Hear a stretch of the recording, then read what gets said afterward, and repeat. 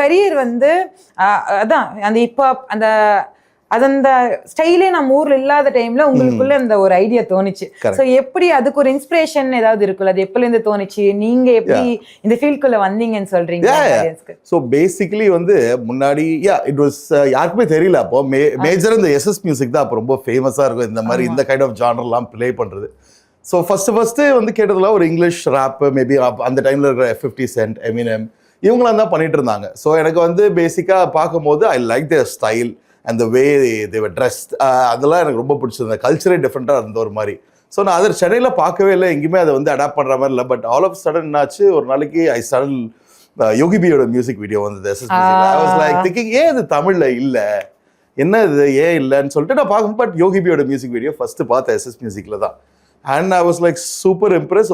பொல்லாதவன்ல வர no இது மழை திறந்து ஓகே ஓகே ஓகே. சோ அதுதான் வந்து அவங்க ஃபர்ஸ்ட் மியூசிக் வீடியோ.